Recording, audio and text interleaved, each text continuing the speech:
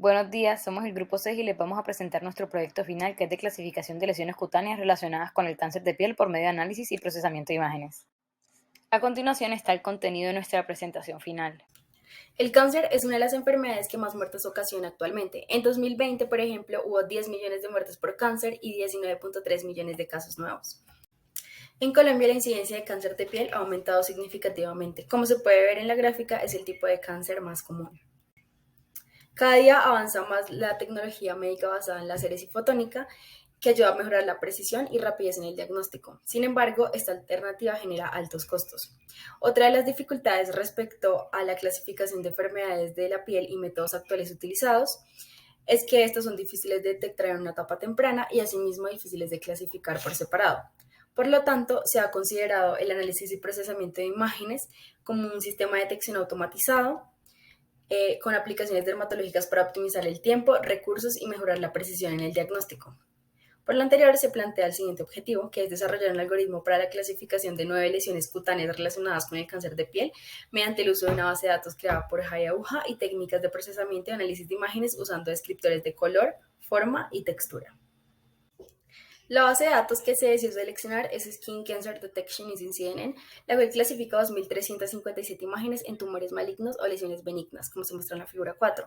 En este dataset, las imágenes se encontraban etiquetadas con una de las 9 lesiones cutáneas consideradas y vividas en una carpeta de entrenamiento con 2.239 imágenes y una carpeta de prueba con 118 imágenes, por lo que considerando el total de imágenes se extrae un porcentaje del 15% de la carpeta de entrenamiento para formar un set de validación. Esto con el fin de poder realizar una experimentación por fuera del set de entrenamiento que permitirá obtener un algoritmo generalizable. Esta división se muestra en el diagrama presentado, en donde corresponde un 80% al set de entrenamiento, un 14.2% al set de validación y finalmente un 5% al set de evaluación. Ahora bien, el número de imágenes por cada clase, ya con el porcentaje aplicado al split de validación, se visualiza en la tabla mostrada. Ya que este es un problema de multiclasificación, se decide utilizar como métrica de evaluación una matriz de confusión n por n, como la mostraba en el ejemplo, donde n equivale a 9, el cual es el número de etiquetas de lesiones cutáneas.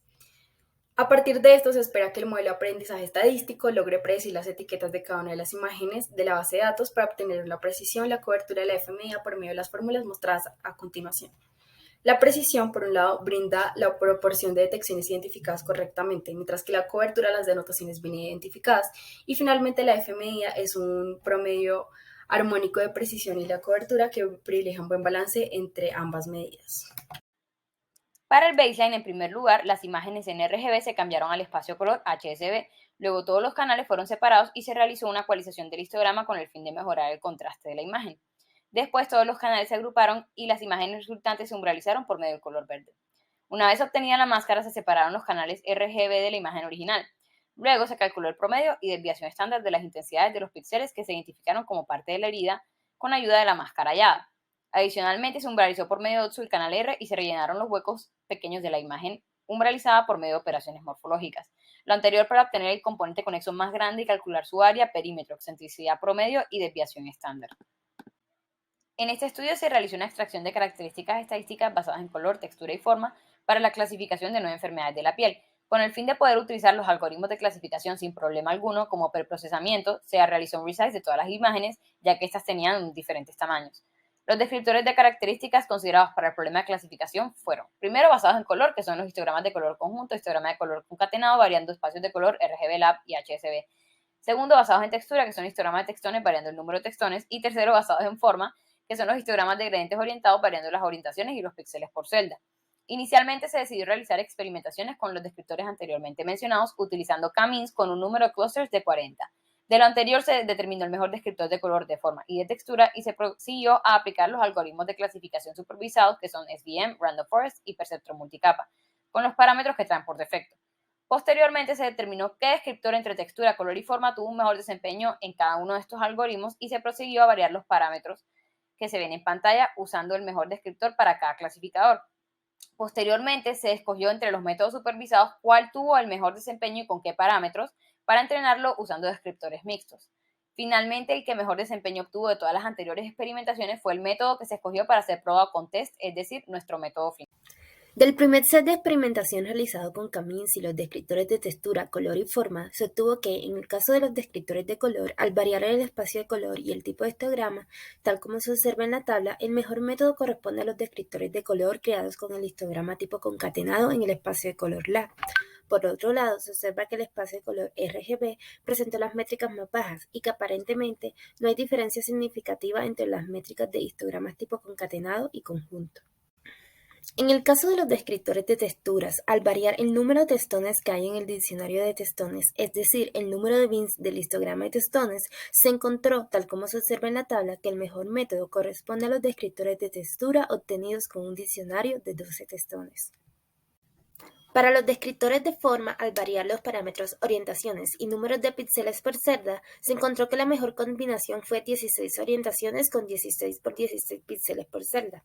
Cabe resaltar que en el caso de los histogramas de gradientes orientados, estos presentaron métricas más bajas que los descriptores de textura y color. En cuanto a la experimentación con los clasificadores supervisados, se observó que en el caso de Super Vector Machine, a mayor valor de C aumentan las métricas. Asimismo, se vio que el kernel lineal obtuvo mejores resultados que el polinomial. De la experimentación con perceptrón multicapa se observó que los experimentos que consideraron dos capas ocultas con 100 y 50 neuronas obtuvieron mejores métricas que los que consideraron solo una capa con 10 neuronas. Asimismo, la mejor experimentación correspondió a la combinación 100,50 de capas ocultas y una función de activación logística. En el caso de Random Forest, se observó que los experimentos que determinaron el máximo número de features con logaritmo en base 2 obtuvieron mejores métricas. Asimismo, aquellos que consideraron un número de árboles mayores. La mejor experimentación correspondió a aquella con 30 árboles y logaritmo en base 2.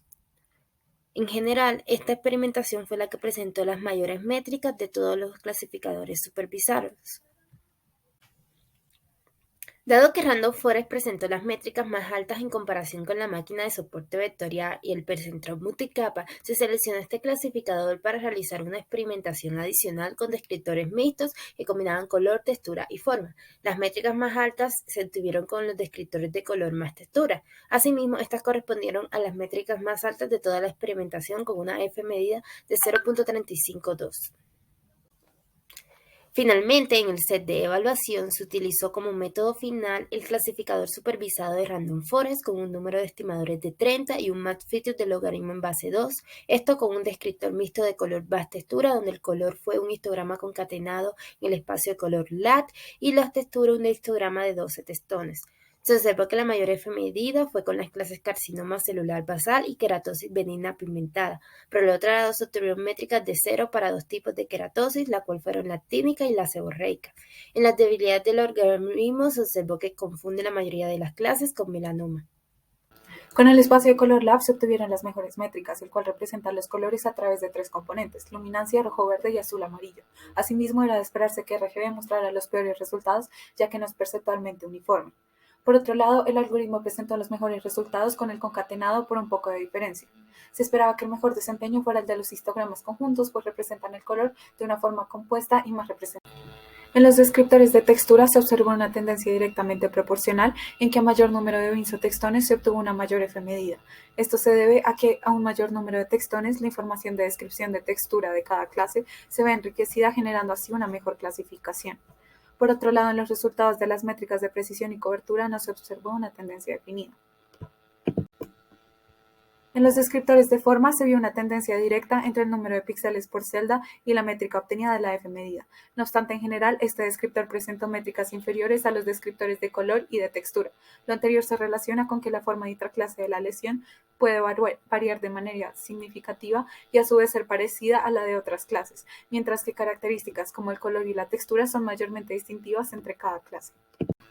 En el caso de SVM se obtuvo un mejor desempeño con un kernel lineal y un parámetro regularizador de 100. Esto se debe a un mejor ajuste de los datos a distribuciones lineales, así como valores altos de C minimizan la cantidad de ejemplos mal clasificados, debido a la alta penalización, lo que provoca márgenes de hiperplano estrechos y sensibles a outliers.